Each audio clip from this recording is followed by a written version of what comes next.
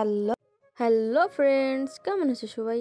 আশা করছি তোমরা অনেক ভালো আছো আর আমি অনেক ভালো আছি। তো আজ আমি তোমাদের সাথে শেয়ার করব শহরে প্রেমের ঘ্রাণ গল্পের 3 নম্বর পার্ট। তো চলো দেরি করে গল্পটি শুরু করা যাক। শিপার চোখে মুখে পানির সামান্য ছিটা পড়তেই মিটমিট করে চোখ খুলে তাকালো সে। নিজেকে অচেনা জায়গায় দেখেই ঘাবড়িয়ে গেল। হুড়মুড় করে শোয়া থেকে উঠে বসে সামনে তাকাতেই দেখলো একজন পুরুষ ঠিক তার সামনে চেয়ার টেনে বসে। শিপা শিউরে উঠল, কাঁপা কাঁপা কণ্ঠে বলল, কে আপনি? আমি কোথায়? আরিশ সামান্য হেসে শিপার মুখের সামনে ঝুঁকে বলল, তোমার বাপের এখনো না হওয়া জামাই আমি।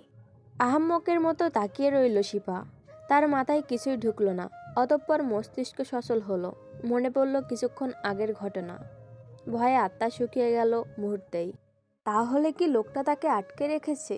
আরিশ আবারও গমগমে সুরে বলল, নাম কি? শিপা নাক টেনে বলে, শিপা হোসেন। কোন ইয়ার? First year. বাহ, কলেজের প্রথম দিনেই মন্দ কাজ। শিপা এবার কেঁদে দেবে ভাব। দুই দিকে অনবরত মাথা নাড়িয়ে না বুঝায়। আরিশ গম্ভীর স্বরে বলে, তোমার করা কাজের জন্য আমি তোমাকে কিরূপ শাস্তি দিতে পারি তার কোনো আইডিয়া আছে? শিপা এবার হু হু করে কেঁদে ফেলে। কান্নারত কণ্ঠে বলে, আমি বাজে মেয়ে না, বিশ্বাস করুন। আমি ওটা করতে চাইনি। আমি খারাপ না। আরিশ মনে মনে এনজয় করে শিপার কান্না। মেয়েটার কান্না তাকে এক অদ্ভুত আনন্দ দিচ্ছে। মেয়েটা আদুরে, ঠোঁট ফুলিয়ে করা কান্না তাকে আরও আদুরে করে তুলছে। এদিকে শিপা ভয়ে শেষ। আরিশের দৃঢ় ব্যক্তিত্ব তাকে অস্থির করছে। না চাইতেও মানুষটাকে তার ভীষণ ভয় হচ্ছে। তার বেহায়া কাজের জন্য সামনে বসে থাকা শক্তপোক্ত পুরুষটির কাছে তাকে এক আছাড় মারা কোনো বৃহৎ ব্যাপার নয়। আরিশ শিপার দিকে গভীর দৃষ্টিপাত করে বলে, শাস্তি তোমার কাম্য। আমাকে চুমু দেওয়ার ভয়ানক অপরাধ করেছো তুমি। শিপা এবার লজ্জায় শেষ। কান্না থেমে এখন সে ফুপাচ্ছে। মাথা নত, ভারী নিঃশ্বাস। সব মিলে শিপার অবস্থা কাহিল। সে চাইছে এখান থেকে পালাতে, যা অসম্ভব। শিপা কাঁপা কাঁপা কণ্ঠে বলে, কি শাস্তি? আমি কিন্তু আমার কান দেব না। আরিশ খানিক ভরকে গেল। মেয়েটা তার কথা সত্যি মনে করেছে। ইন্টারেস্টিং। আরিশ গা এলিয়ে দায়সারাভাবে বলে, দাসত্ব। যতদিন এই কলেজে তুমি পড়বে ঠিক ততদিন আমার দাসী হিসাবে নিযুক্ত করলাম তোমায়। আমার কথার সামান্য হেরফের হলে? শিপা এবার মাথা তুলে তাকায়। শুকনো ঢোক গিলে মৃদুস্বরে বলে, হেরফের হলে কি করবেন? চুমু কি তুমি একাই দিতে জানো? শিপা আটকে ওঠে। দুই হাত দিয়ে নিজের ওড়না খামচে ধরে। আরিশের কথার সারমর্ম বুঝতে পেরে চোখ কঠোর থেকে বেরিয়ে আসার উপক্রম। আরিশ চেয়ার ছেড়ে উঠে দাঁড়ায়। রুমের মাঝে থাকা টেবিল হতে একটা বই হাতে তুলে নেয়। শিপার দিকে না তাকিয়েই বলে, চলে যাও। জি, আউট। শিপা যেন এই আশায় ছিল। সে দৌড়ে রুম থেকে বেরিয়ে যায়। আরিশ চুপচাপ সেদিকে তাকিয়ে দীর্ঘশ্বাস ছাড়ে। সে এতক্ষণ কি বলল বা করল তার জানা নেই। শুধু বুঝেছে তার মন চেয়েছে। শিপাকে করিডোর হতে দৌড়ে আসতে দেখে তানিয়ার জান ঠান্ডা হলো। তার চিন্তায় ডুবে থাকা মন শান্ত হয়। শিপা তানিয়াকে দেখে ছুটে তার কাছে আসে। হাঁপাতে থাকে অবিরাম। তানিয়া তাকে পাশের বেঞ্চে বসিয়ে পানির বোতল এগিয়ে দিয়ে বলে, কি হয়েছে? শান্ত হয়ে পানি খা। শিপা পানি খেয়ে শান্ত হওয়ার চেষ্টা করে। তানিয়া বলে, খুলে বল সবটা। কি করিয়েছে ওরা তোকে দিয়ে? শিপা ঢেকুর গিলে সবটা খুলে বলে তানিয়াকে। এদিকে তানিয়া সবটা শুনে অবাক। এইটুকু সময় এত কিছু হয়ে গেল? তানিয়া দাঁতে দাঁত পিষে বলে, কেমন ছেলে সে, যাদের শাস্তি দেওয়ার কথা তাদের না দিয়ে তোকে শাস্তি দেয়? দাঁড়া, কাল আমরা প্রিন্সিপাল স্যারের কাছে যাব। সব কয়টার নামে কমপ্লেন করব। যদি কিছু হয়? কি হবে? তুই কি ইচ্ছা করে চুমু দিয়েছিস? ইস তবা, না না। তাহলে ভয় কিসের? শিপা কিছুটা সাহস পায়। কিছুক্ষণ পর তাদের দিকে এগিয়ে আসে তাদেরই ক্লাসের কিছু বান্ধবী। তানিয়া তাদের দেখে জিজ্ঞাসা করে, আজ আর ক্লাস হবে না? না, মাত্র একটা ক্লাস হয়েছিল, তাও আবার নাম জিজ্ঞাসা করেছে। কাল থেকে ফুল ক্লাস হবে বলেছে। ও আচ্ছা। বান্ধবীগুলি চলে যায়। তানিয়া বলে, আর বসে থেকে কী লাভ, বাড়ি চল। আজ আমাদের সাথে যা হলো তা সিনেমায়ও হয় না।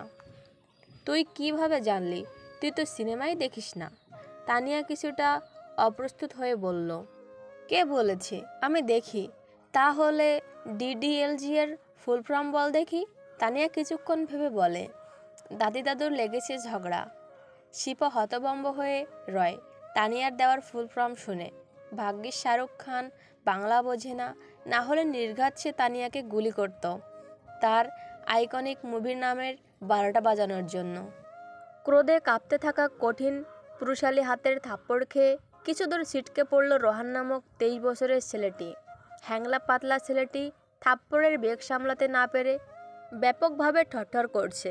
কিছু মুহূর্ত পরেই পিছু পুলিশ এসে ছেলেটিকে টেনে নিয়ে গেল। ইয়াজ আনসারি কিছুক্ষণ স্থির থেকে সামনে দাঁড়িয়ে থাকা যুবকের উদ্দেশ্যে বলে, শান্ত হন তাহসিন আহমেদ, চেয়ারে বসুন, আপনার সাথে কিছু কথা আছে। তাহসিন চল শক্ত করে চেয়ার টেনে বসে। বদমেজাজি স্বভাবের, বসে সে নিজেকে মোটেই ঠিক রাখতে পারছে না। প্রথমে ওই নাক উঁচু লেদামেডের থাপ্পড়, আর দ্বিতীয় পুলিশ হতে তার ডাক, সব মিলিয়ে তাহসিন যে কিভাবে নিজেকে সংযত রেখেছে তা শুধুমাত্র সে আর তার খোদা জানে। এদিকে ইয়াজ দেখে তাহসিনের হাবভাব। শহরের ঐশ্বর্যশালী ক্ষমতাবান ব্যবসায়ী আব্দুল আহমেদ বুখারীর একমাত্র ছেলে তাহসিন। তার দুরন্ত চরিত্র, আক্রোশমূলক আচরণের চর্চা ছড়িয়ে আছে সারা শহরে। এই মুহূর্তে তাহসিন এর মনোভাব লক্ষ্য করে ইয়াজ রুদ্ধশ্বাস ত্যাগ করে। অতঃপর বলে, কমপ্লেইনটা যেহেতু আপনার গাড়ির ওপর ছিল, তাই আপনার সাথে যোগাযোগ করা আমাদের জন্য আবশ্যক হয়ে পড়েছিল। তাহসিন বুক ফুলিয়ে নিঃশ্বাস টানে। রেহান আমাদের নিউ ড্রাইভার, ও ওই রকম একটা কাজ করবে তা আমাদের ভাবনার বাহিরে। আপনাদের যা করণীয় আপনারা তা করতে পারেন, সে তো আমরা করবই। ভালো হয় যদি আপনি সেই ইনজুরেড মেয়েটিকে একবার দেখে আসেন। মিডিয়াতে খবরটি লিঙ্ক হলে অসুবিধা আপনাদেরই। তাহসিন কিছুক্ষণ চুপ থেকে ভারী কণ্ঠে বলে ওঠে, কে কমপ্লেন করেছে? ইয়াজ হেসে বলে, তা তো বলা যাবে না। Relax, I don't do anything with him. আমি শুধু নামটা জানতে চাইছি। ইয়াজ না চাইতেও বলে, হিম না হার, তানিয়া খান। তাহসিন মাথা নাড়িয়ে বেরিয়ে যায় থানা থেকে। আজ তার জীবনে সেটা হলো যেটা কখনোই হয়নি। যে পুলিশদের সে ছোটবেলা থেকে তার বাবার আশেপাশে ঘুরঘুর করতে দেখেছে, সেই পুলিশের ডাকে আজ তাকে সাড়া দিতে হলো। না আজ তার গাড়ি খারাপ হতো, না সেই গাড়ি রোহান ঠিক করতে নিয়ে যেত, আর না এত বড় কাণ্ড হতো। তাহসিন তার বাম গালে আঙুল ছুঁয়ে কিরমির করে ওঠে। থাপ্পড়ের কথা স্মরণে আয়োজিত হতেই চোখ বন্ধ করে ফেলে। প্রচুর বড় দুঃসাহসিকতা দেখিয়েছে পাষাণ কুমারী। এর মাসুল গুনতে হবে তোমায়, কঠিন মাসুল। রাতের আধারে বুক চিড়ে থালার মতো চাঁদ নিজের আধিপত্য বিস্তার করে আছে। শুদ্ধ বাতাসে বিষাক্ত ধোঁয়া ছাড়তে ব্যস্ত তাহসিন। এই নিয়ে 3টে সিগারেট শেষ করল সে। তার বুক পুড়ছে, নিঃশ্বাসের জায়গায় যেন আগুনের উল্কা বেড়াচ্ছে। থাপ্পড়টা তার গালে না, লেগেছে সোজা সম্মানে। মস্তিষ্কে বারবার রিটেলিকাস্ট হচ্ছে এই দৃশ্য।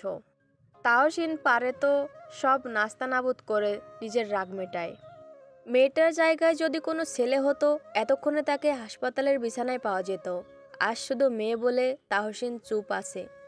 চল শক্ত রেখে 4 নাম্বার সিগারেট ঠোঁটের মাঝে চেপে ধরতেই কেউ সেই সিগারেট টেনে সা ধরতে নিচে ফেলে। থাপ্পড় খেয়েছিস গালে, কলিজা ভুনা করছিস কেন? তাহসিন রক্তিম চোখে পাশে তাকিয়ে বলে, মজা নিচ্ছিস আরিশ? আরিশ গা ছাড়াভাবে বলে, মোটেও না, আমি শুধু মেয়েটির কথা ভাবছি। জানা নেই চেনা নেই একটা ছেলের গালে থাপ্পড় মারে, সাহস আছে বলতে হবে। এরকম একটা সাহসী মেয়ে তুই ডিজার্ভ করিস। উঠতে বসতে যখন থাপ্পড় খাবি বুঝবি তখন। What I am feel right now. না, আমার জন্য ভীতু মেয়েই যথেষ্ট। আরিশ কথাটি বলে আকাশের দিকে তাকায়। এদিকে তাহসিন চেয়ার ছেড়ে উঠে রিলিং ঘেঁষে দাঁড়ালো। আরিশ সেদিকে তাকিয়ে গমগমে সুরে বলে, কি ভাবছিস?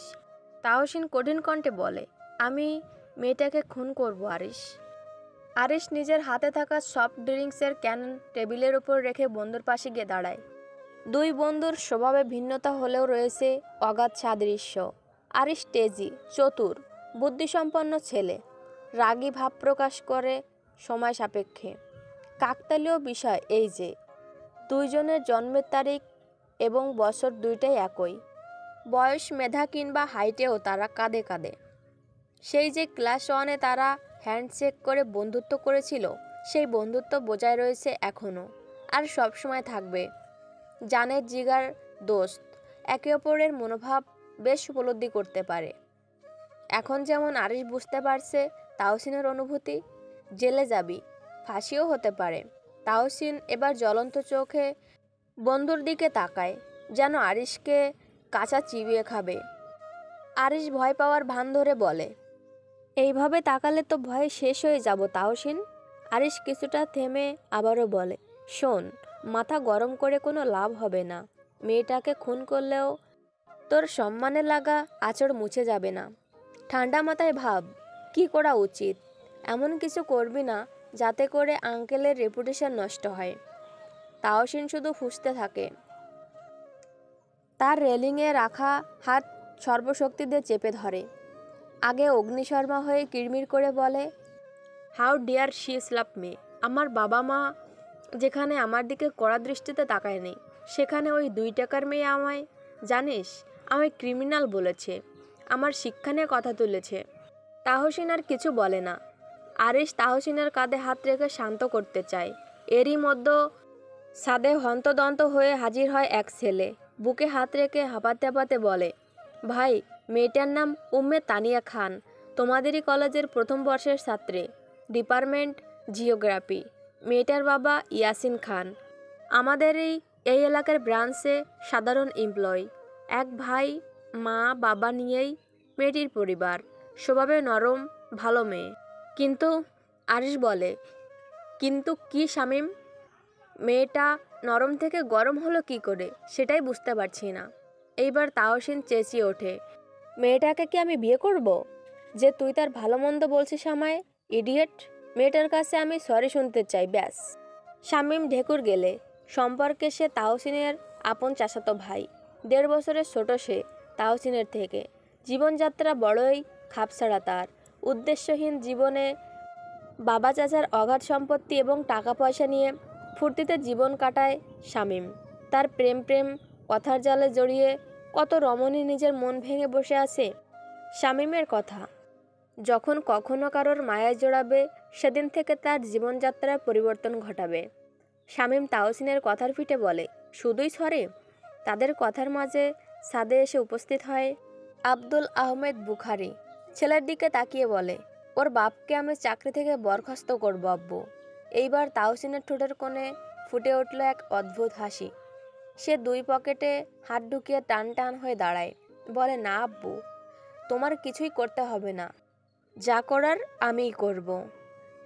সো বন্ধুরা, এটাই ছিল 3 নম্বর পার্ট। তো এই গল্পটি কেমন লাগছে তোমাদের কাছে অবশ্যই কমেন্টে জানাও।